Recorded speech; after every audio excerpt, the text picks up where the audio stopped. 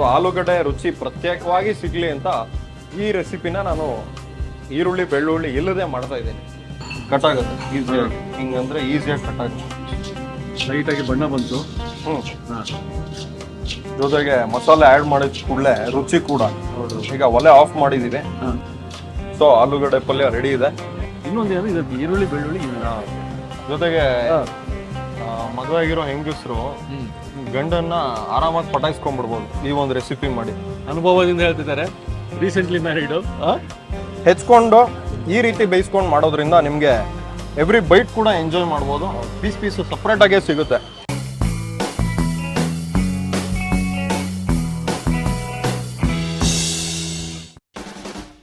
ನಮಸ್ಕಾರ ವಿಷಯ ಬಂಧುಗಳೇ. ನೋಡಿ, ಗಾಯತ್ರಿ ಟಿಫನ್ ರೂಮ್ ಕೃಷ್ಣ ಉಡುಪ ಅವರು. ಮಳೆ ಬರ್ತಾ ಇದೆ, ಜಿಟಿ ಮಳೆಯಲ್ಲಿ ಬಿಸಿ ಬಿಸಿಯಾಗಿ ಆಲೂಗಡ್ಡೆ ಪಲ್ಯ. ಅದು ಯಾವ ಥರ ಅಂತೀರಾ? ಡ್ರೈ ಆಲೂಗಡ್ಡೆ ಪಲ್ಯ ಅಂತೆ, ಅವರ ಶೈಲಿಯಲ್ಲಿ. ಬನ್ನಿ, ಜನಭರಿತ ಹೋಟೆಲ್ ಇದು. ಬನ್ನಿ ನೋಡೋಣ.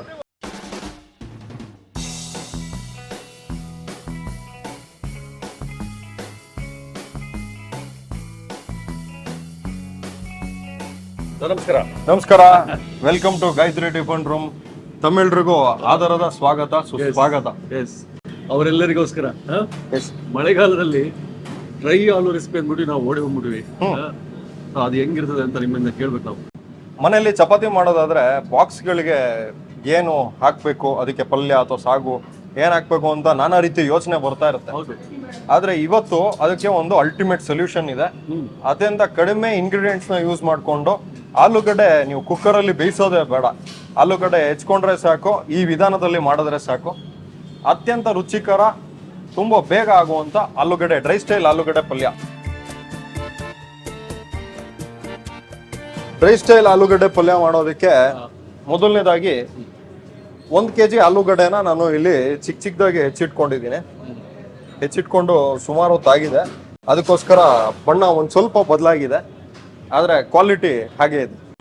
ಇನ್ನು ಒಗ್ಗರಣೆಗೆ ಬೇಕಾಗಿರುವ ಸಾಮಗ್ರಿಗಳು: ಸಾಸಿವೆ, ಬ್ಯಾಡ್ಗಿ, ಒಣಮೆಣಸಿನಕಾಯಿ ಅಥವಾ ಬ್ಯಾಡ್ಗಿ ಮೆಣಸಿನಕಾಯಿ, ಆಮೇಲೆ ಅಚ್ಕರದ ಪುಡಿ, ಒಂದು ಸ್ವಲ್ಪ ಚೆನ್ನ ಮಸಾಲ ಪೌಡರು, ಲಾಸ್ಟಲ್ಲಿ ಕೊತ್ತಂಬರಿ ಸೊಪ್ಪು, ರುಚಿಗೆ ತಕ್ಕಷ್ಟು ಉಪ್ಪು, ಒಂದು ಸ್ವಲ್ಪ ಅರಿಶಿಣ. ಅದು ಬೇಕಾದರೆ ಹಾಕೋಬೋದು, ಇಲ್ದಿದ್ರೆ ಅದನ್ನ ಡಿಲೀಟ್ ಮಾಡ್ಬೋದು. ಸೊ ಶುರು ಮಾಡೋಣ. ಇದಾಗಿ ಬಾಣಲಿಗೆ ಒಂದು 100 ml ಆಗುವಷ್ಟು ಎಣ್ಣೆ. ಮೊದಲನೇದಾಗಿ ಎಣ್ಣೆ ಹಾಕೊಂಡಿದ್ದೀವಿ. ಎಣ್ಣೆ ಕಾದ ನಂತರ ಅದಕ್ಕೆ ಒಗ್ಗರಣೆ, ನಂತರ ಆಲೂಗಡ್ಡೆ ಎಣ್ಣೆಲೆ ಬಾಡಿ ಫ್ರೈ ಆಗುತ್ತೆ, ಬೇಯುತ್ತೆ. ಇದು ಇದರ ವಿಶೇಷತೆ. ಈಗ ಎಣ್ಣೆ ಕಾದಿದೆ, ಅದಕ್ಕೆ 1 ಸ್ಪೂನು ಸಾಸಿವೆ. 1 ಸ್ಪೂನ್ ಸಾಸಿವೆ ಸಿಡಿತಾ ಇದೆ. ಸಾಸಿವೆ ಸಿಡಿದ ನಂತರ ಅದಕ್ಕೆ ಒಣಮೆಣಸಿನಕಾಯಿ ಒಂದು 8 ಇದಾವೆ. ಹೌದು, ಕಟ್ ಮಾಡ್ಕೊಂಡಿರೋದು. ಕರಿಬೇವಿನ ಸೊಪ್ಪು ಒಂದು ಸಣ್ಣ ಹಿಡಿ. ಹೌದು. ಈಗ ಇದಕ್ಕೆ ಹೆಚ್ಚಿಟ್ಕೊಂಡಿರೋ 1 kg ಆಗುವಷ್ಟು ಹೆಚ್ಚಿಟ್ಕೊಂಡಿರೋ ಆಲೂಗಡ್ಡೆ.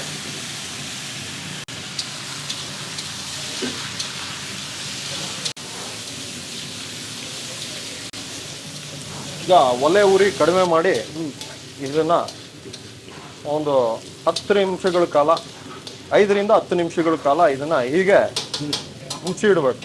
ತುಂಬಾ ಲೋ ಫ್ಲೇಮ್ ಮಾಡಿ ಮುಚ್ಚಿಡ್ಬೇಕು. ಹಿಂದಿನ ರೆಸಿಪಿ, ಅದರಲ್ಲಿ ಈರುಳ್ಳಿ ಬೆಳ್ಳುಳ್ಳಿ ಇಲ್ಲದೆ ಇರೋ ಒಂದು ರೆಸಿಪಿ ಯಾವ್ದಾದ್ರು ತೋರಿಸಿ ಅಂತ ಅಂದಿದ್ರು. ಇದು ಅದೇ ಈರುಳ್ಳಿ ಬೆಳ್ಳುಳ್ಳಿ ಇಲ್ಲದೆ ಇರೋ ರೆಸಿಪಿ ಆಗಿದೆ. ಇದಕ್ಕೆ ಈರುಳ್ಳಿ ಕೂಡ ಬಳಸ್ಬೋದು, ಆದರೆ ಒಂದು ಪರ್ಟಿಕ್ಯುಲರ್ ಆಗಿ ಆಲೂಗಡ್ಡೆ ಫ್ಲೇವರ್, ಆಲೂಗಡ್ಡೆ ರುಚಿ ಪ್ರತ್ಯೇಕವಾಗಿ ಸಿಗಲಿ ಅಂತ ಈ ರೆಸಿಪಿನ ನಾನು ಈರುಳ್ಳಿ ಬೆಳ್ಳುಳ್ಳಿ ಇಲ್ಲದೆ ಮಾಡ್ತಾ ಇದ್ದೀನಿ. ಸರ್, ಸಮಯ ಇದೆ. ಹೌದು. ಪ್ರತಿ ಬಾರಿ ಅಂತ ಈ ಬಾರಿ ಒಂದು ಏನಾದ್ರು ಬಂದ್ಬಿಡ್ಲಿ. ಶ್ರೀ ಸೂಕ್ತ.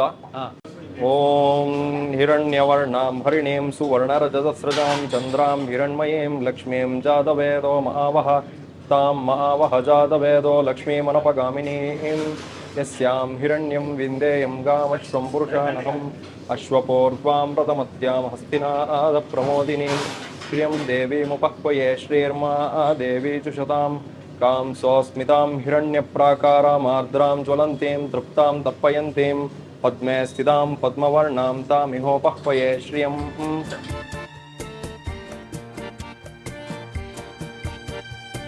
ಮುಚ್ಚಿಟ್ಟು ಒಂದು 5 ನಿಮಿಷಗಳು ಆಗಿದೆ, 5ರಿಂದ 10 ನಿಮಿಷಗಳು. ಸ್ವಲ್ಪ ಬುಡ ಹಿಡ್ದೇ ಹಿಡಿಯುತ್ತೆ. ನೀವು ನೋಡ್ತಿರ್ಬೋದು, ಹಿಂಗಂದ್ರೆ ಕಟ್ ಆಗುತ್ತೆ ಈಸಿಯಾಗಿ. ಹಿಂಗಂದ್ರೆ ಈಸಿಯಾಗಿ ಕಟ್ ಆಗುತ್ತೆ ನೋಡಿ, ಇಲ್ಲೇ ಈಸಿಯಾಗಿ ಕಟ್ ಆಗುತ್ತೆ. ಹಿಂಗಂದ್ರೆ ಈಸಿಯಾಗಿ. ಇದು ಒಂದ್ 2 ನಿಮಿಷಗಳ ಕಾಲ ಹೀಗೆ ಓಪನ್ ಆಗಿ ಚೆನ್ನಾಗಿ ಬಾಡಿಸ್ಕೊಂಡು ನಂತರ ಮಸಾಲೆಗಳನ್ನ ಆಡ್ ಮಾಡ್ಕೊಂಡು. ಈಗ ಆಲೂಗಡ್ಡೆ 90% ಬೆಂದಿದೆ ಎಣ್ಣೆಲಿ, ಬಾಡಿ ಬೆಂದಿದೆ. ಇವಾಗ ನೀವು ನೋಡ್ತಿರ್ಬೋದು. ರುಚಿಗೆ ತಕ್ಕಷ್ಟು ಉಪ್ಪು, ಅರಿಶಿಣ, 1 ಸ್ಪೂನು ಅಚ್ಕಾರದ ಪುಡಿ. ನಾವಿಲ್ಲಿ ಆಚಿ ಮಸಾಲ ಯೂಸ್ ಮಾಡಿದೀವಿ, ಯಾವ್ದಾದ್ರು ಯೂಸ್ ಮಾಡ್ಬೋದು. ಯಾವ್ದಾದ್ರು ಜೊತೆಗೆ 1 ಸ್ಪೂನು ಚೆನ್ನ ಮಸಾಲ ಪೌಡರ್. ಗರಂ ಮಸಾಲ ಬೇಕಾದ್ರೂ ಹಾಕ್ಬೋದು, ಇಲ್ದಿದ್ರೆ ನಾನು ಚೆನ್ನ ಮಸಾಲ ಹಾಕ್ತೇನೆ. ಯಾಕೆಂದ್ರೆ ಇದರಲ್ಲಿ ಸ್ವಲ್ಪ ಹುಳಿ ಅಂಶ ಮತ್ತೆ ಮಸಾಲೆ ಅಂಶ ಚೆನ್ನಾಗಿ ಜಾಸ್ತಿ ಇರುತ್ತೆ, ಅದಕ್ಕೋಸ್ಕರ ಚೆನ್ನ ಮಸಾಲ ಹಾಕ್ತಾ ಇದ್ವಿ. ಇದು ಯಾವುದೇ ಪ್ರಮೋಷನ್ ವಿಡಿಯೋ ಅಲ್ಲ, ಬಟ್ ಯೂಸ್ ಮಾಡ್ತಿರೋದು ತೇಜು ಮಸಾಲ. ಹೌದು,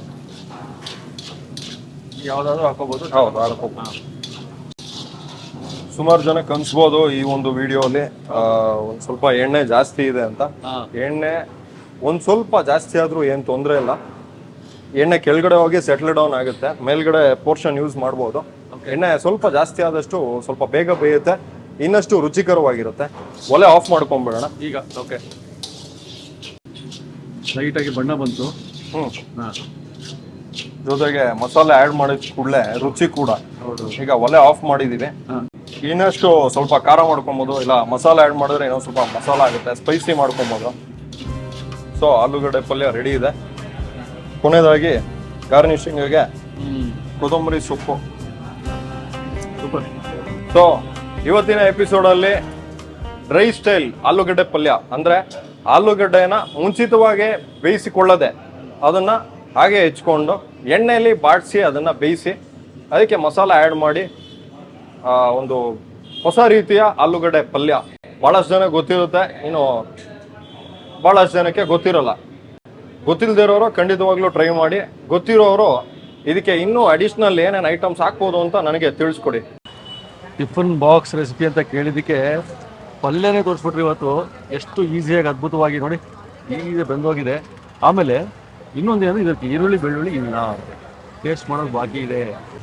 ನೀವು ಎಷ್ಟು ಚೆನ್ನಾಗಿ ಸ್ಪಂದಿಸ್ತೀರಿ ಅಂದ್ರೆ ನಮ್ಮ ವೀಕ್ಷಕರಿಗೆ ಟಿಫನ್ ಬಾಕ್ಸ್ ರೆಸಿಪಿ ಮಕ್ಕಳಿಗೆ ಈಸಿಯಾಗಿ ಮಾಡ್ಕೊಳ್ಳೋದು. ಹೌದಾ, ಕರೀತಾರೆ, ನಾವು ಬರ್ತೀವಿ, ನೀವು ತೋರಿಸ್ಬಿಡ್ತೀರಾ. ಜೊತೆಗೆ ಮದುವೆ ಆಗಿರೋ ಹೆಂಗಸರು ಗಂಡನ್ನ ಆರಾಮಾಗಿ ಪಟಾಯಿಸ್ಕೊಂಡ್ಬಿಡ್ಬೋದು ಈ ಒಂದು ರೆಸಿಪಿ ಮಾಡಿ. ಅನುಭವದಿಂದ ಹೇಳ್ತಿದ್ದಾರೆ, ರೀಸೆಂಟ್ಲಿ ಮ್ಯಾರಿಡ್ ಇವರು. ನನ್ನ ಹೆಂಡತಿಗೆ ಮಾಡ್ಕೊಡ್ತೀನಿ ಅಂತ ನೀವು ಹೇಳ್ತಾ ಇದ್ದೀರಾ? ಅರ್ಥ ಆಯ್ತು ಇವಾಗ. ಹೇಳಿ ನಾನೇ ಸಿಕ್ಕಾಕೊಂಡಂಗೆ ಆಯ್ತು. ಈಗ ಮಾಡ್ಕೊಡ್ಲೇಬೇಕು, ಅದಕ್ಕೆ ಮದುವೆ ಆಗಿರೋದು ಇವ್ರನ್ನ. ಹುಡುಕಿ ನಮ್ಮ ಚಾನಲ್ ನೋಡಿ ಬಂದಿದ್ದಾರೆ ಅವರು. ಹೌದು ಸರ್, ಹೌದು. ಅದ್ಭುತವಾದ ಒಂದು ಆಲೂಗಡ್ಡೆ ಡ್ರೈ ಆಲೂ ಪಲ್ಯ. ಹಂಗೆ ತಿನ್ಬೋದು ಅಂತ ಹೇಳಿದೆ ನಾನು. ಹಂಗೆ ತಿನ್ನೋಣ ಸರ್, ಹಂಗೆ ತಿನ್ನೋಣ. ಈರುಳ್ಳಿ ಬೆಳ್ಳುಳ್ಳಿ ಇಲ್ಲದ ಪಲ್ಯ ಒಂದು ಪಲ್ಯನಾ ಅಂತ ನಮ್ಗೆ ಫೀಲಿಂಗ್ ಇರ್ತದೆ. ಅದು ಅಲ್ಲಗೆಳೆದು ಬಿಡ್ತಾರೆ ಪ್ರತಿ ಸಲ, ಹಾಗೆ ಖಾಲಿ ಮಾಡ್ಬೋದು, ಆ ಥರ ಇದೆ. ಮಕ್ಕಳು ಇಷ್ಟಪಡ್ತಾರೆ ಚಪಾತಿ ಒಟ್ಟಿಗೆ. ಆಹಾ,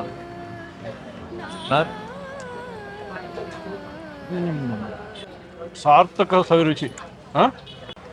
ಒಂದೇ ರೀತಿ ಆಲೂಗಡ್ಡೆ ಪಲ್ಯ, ಒಂದೇ ಟೇಸ್ಟಿ ಆಲೂಗಡ್ಡೆ ಪಲ್ಯ ತಿಂದು ಮಗ್ಚಟ್ಟು ಅಂತಾರೆ ಉತ್ತರ ಕನ್ನಡ ಕಡೆಗೆ.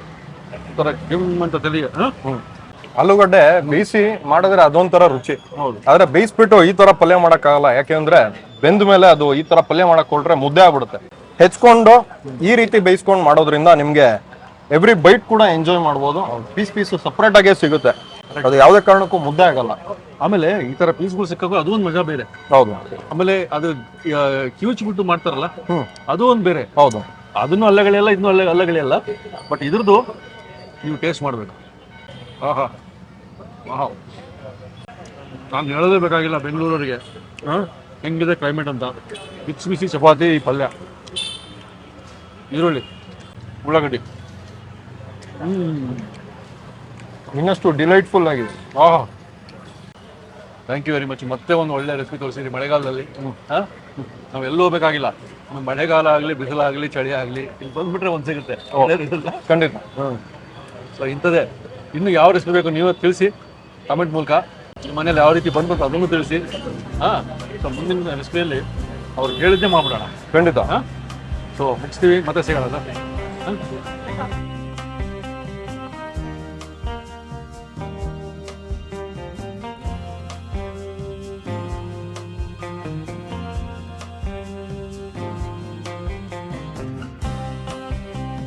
ಇನ್ನೂ ಅನೇಕ ಸ್ವಾದಿಷ್ಟ ರೆಸಿಪಿಗಳಿಗಾಗಿ ಸಬ್ಸ್ಕ್ರೈಬ್ ಮಾಡುವುದನ್ನು ಮರೆಯಬೇಡಿ.